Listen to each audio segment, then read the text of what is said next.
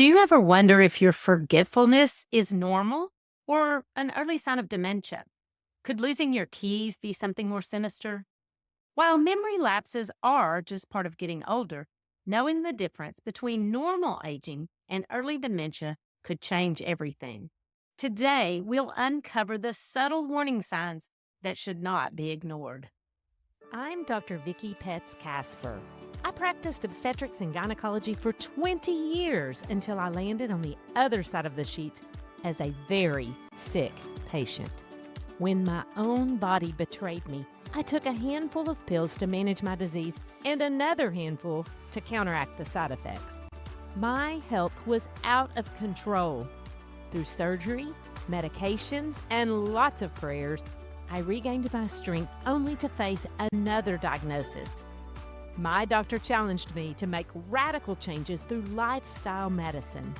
Now I feel great and I want to help you make changes that make a difference. Healthy Looks Great on You podcast takes you to many medical schools so you can learn the power of lifestyle medicine. If you're ready to take control of your health, you're in the right place. Whether you're focused on prevention or you're trying to manage a condition, I'll give you practical steps to start your own journey toward better health, because healthy looks great on you. This is episode 154. Is it normal aging or early signs of dementia? Today we resume our month-long series on dementia.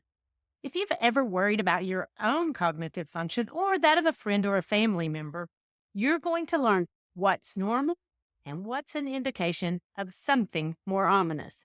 And we're going to start by taking a look into the complexities and wonders inside our skulls, the brain. It's the most complex organ in the body.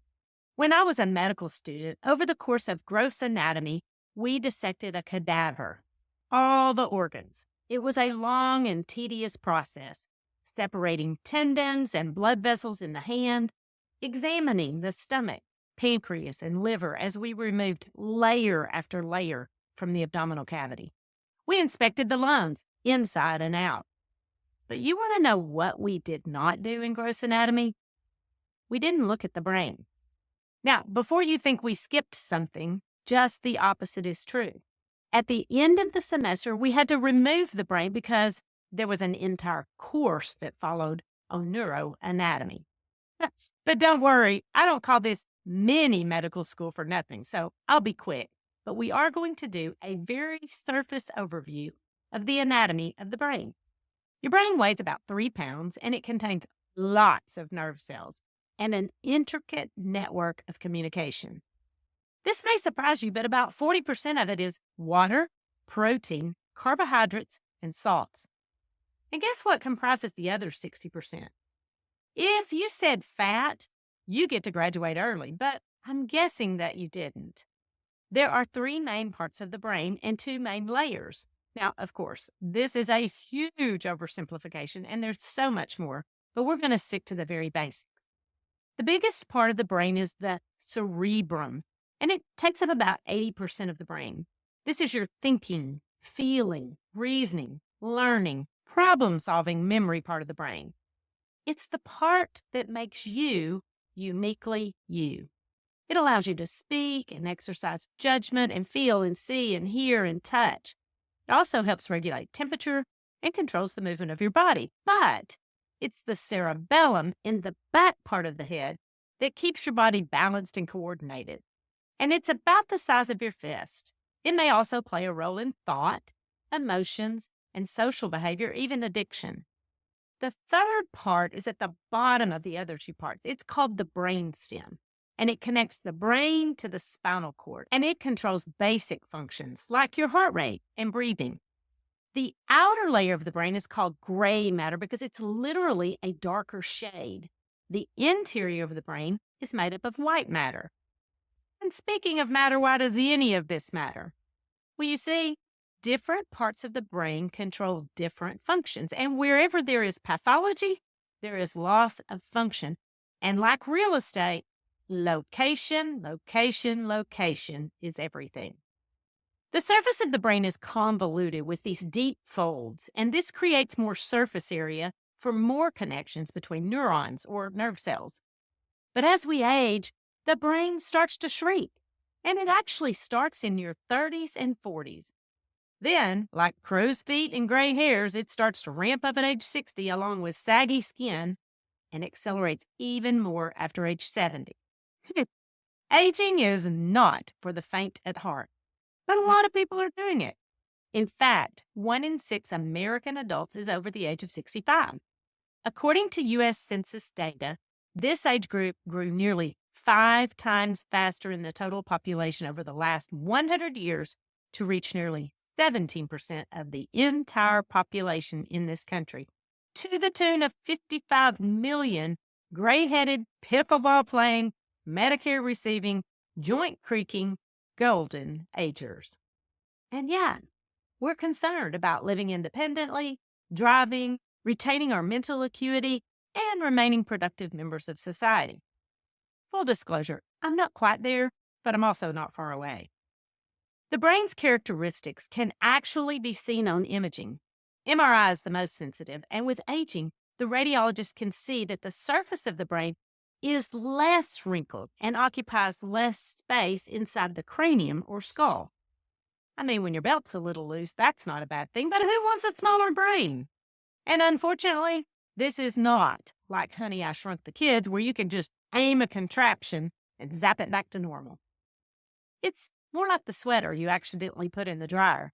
It's not going to be the same. And although it's normal for the brain to lose volume as we age, when it exceeds what's expected for age, that's not normal. When the brain no longer fits snugly inside the skull, we call that atrophy. And there are varying degrees from mild to severe, and symptoms typically match depending on which areas of the brain are affected. In this episode, we're going to focus on 10 signs that you should not ignore. And you can find this information on the AA website. Oh, not that AA, but if you need it, I'll put a link to that in the show notes too. I'm talking about the Alzheimer's Association website. We're going to discuss each one as well as when to worry and when not to, but here's the list from their website. Memory loss, challenges in planning or problem solving, difficulty completing familiar tasks, confusion with time or place, trouble understanding visual imaging and spatial relationships, new problems with words and speaking and writing, misplacing things and losing the ability to retrace the steps, decreased or poor judgment, withdrawal from work or social activities, and finally, changes in mood or personality. Now let's dive into each one. When you think of Alzheimer's or dementia, what do you think of? I'm not sure I heard you, but I think you said trouble remembering things. And we all have trouble remembering things, especially if we're distracted with a million thoughts running through our mind. And it's perfectly normal to have trouble remembering things like someone's name. Not someone close, like your kid, but maybe someone you just met. And most people say, I'm just not good with names. Well, here's a little tip. Most people aren't good with names because they don't listen in the first place. When you're at an event and you're meeting lots of people and you're going to be introduced to people, you're thinking about what you're going to say, not what they're saying to you. So here's a little hint. The best way to get good with names when you're meeting new people is repeat their name back to them. It forces you to listen and it helps you remember. It's also normal to miss an appointment occasionally or forget a call you were supposed to make or forget to pick something up that you were supposed to do. But what's not normal is forgetting information. Also, forgetting birthdays and anniversaries of people close to you. That's not normal. People with early signs of dementia may start to rely more on putting everything on their calendar or taking notes or setting an alarm on their phone to remember things. Now, some of these are just organizational skills, like set a reminder on your phone to take medication. But when people start forgetting routine things, that's way more concerning. I'm not sure telling the same stories over and over is necessarily a bad thing. It's kind of part of our social fabric. But certainly asking the same questions over and over is a red flag, like, when is my hair appointment? Then 5 minutes later, when is my hair appointment? Over and over. Next on the list is difficulty with what we call executive function. And this is the part of the brain that helps us follow a plan or solve a problem. It's necessary when dealing with numbers. And this can manifest itself as the inability to do something like follow a recipe. That's a warning sign. But also more subtle things like just difficulty concentrating. Mentally tasking exercises just take a lot longer in people with early dementia. Now, it's normal to slip up occasionally and forget to pay a bill or leave out the baking soda in a recipe. But with early dementia, things that should come easy get more and more difficult. Playing games becomes more of a challenge or navigating directions. And getting lost is a big concern for people with dementia, both driving as well as something we call wandering. But it's perfectly normal to have to ask your grandkids how to program your favorite shows on your streaming platform. But it's perfectly normal to have to ask your grandkids how to program your favorite show on Netflix. You've probably even seen those commercials where the grandparents are just waiting on their grandkids to come and help them with their phones. But if someone loses the ability to do something simple like return a text message or read an email, that's more serious. And back when everything was on paper, seemed like we often wrote the date. Now, sometimes I have to think about what day it is. You too? Well, that's normal as long as you can remember it quickly. Dementia, on the other hand, causes people to not know what day, month, year, or even season it is. And what about trouble seeing? As we get older, our eyesight tends to go kaput due to normal aging as well as things like cataracts. Recently, uncorrected vision loss has been linked to dementia, just like untreated hearing loss. Good grief. I have to get up and put in my hearing aids and put on my glasses in order to function. While declining visual acuity is normal, difficulty interpreting what you see is not. And people with dementia start losing the ability to read and comprehend. They also have difficulty with color contrast, and this can be very dangerous because they may fall because they don't realize there's a step or there's a rug, and that can trip them up. Have you ever lost your train of thought in the middle of a conversation? I remember a particularly stressful season of my life about 10 years ago, and I felt like I couldn't complete a thought or a conversation. But it's because my mind was a million miles away.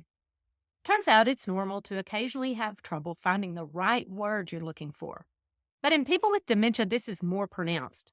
They may start stories in the middle instead of a logical beginning, and they often repeat things in a loop. But they come to a word and they can't recall it, so they kind of make a weird substitution, like calling a watch a hand clock. What about losing things? Well, it's okay if you have to ping your cell phone on your hand clock or search for your keys. I'm kidding. I hope you know that. But when my kids would lose things, I always told them to look with their brain, not their eyes. And think back to when you last saw it and then retrace your steps. It usually works, but people with dementia can't do that. They also may put things in weird places, like put a can of vegetables in the refrigerator. And when they can't find their car in the parking lot, they may jump to the conclusion that someone has stolen it. Since the decision-making part of the brain is affected by dementia, people make poor decisions. And of course, we all have bad judgment occasionally, but in dementia, this can be a serious problem and it can be really dangerous because they're more susceptible to scams, and that can have devastating financial consequences. But it's also physically dangerous because they may forget to turn off the stove or the faucet, and as the disease progresses, their hygiene is affected, as well as their ability to dress appropriately. Now, after the holidays, you may just be ready for some peace, quiet, and solitude. Sometimes we all just want to stay home and veg out. But people with dementia struggle to participate in conversations, so they may withdraw from things that they used to enjoy, especially if it requires more complex mental activity. And lastly, there can be mood swings and personality changes. In fact, and hear me on this one, dementia can present as depression, anger, extreme irritability, and anxiousness. Because here's the deal. When all of this is slipping, they know, and it's scary. And even though it's frightening, I don't want you to ignore warning signs in yourself or in someone you love. Because if something's wrong, there is hope. Stay tuned for more about prevention, treatment, and even some evidence about reversal. And of course, it's all about a healthy lifestyle. And if you're ready in this new year to make healthy lifestyle habit changes, I have a great resource for you. You can go to my website, www.healthylooksgreatonyou.com, and find Kickstart to Healthy Habits in just 7 days. Of course, I'll also put a link in the show notes, and there are lots of podcast episodes that will help. And when you're on my email list, I send out lots of goodies, recipes, sources of fiber, foods that affect your mood. So this is not something you want to miss, because your physical health affects your brain health, and healthy looks great on you. The information contained in this podcast is for educational purposes only and is not considered to be a substitute for medical advice. You should continue to follow up with your physician or healthcare provider and take medication as prescribed. Though the information in this podcast is evidence-based, new research may develop and recommendations may change.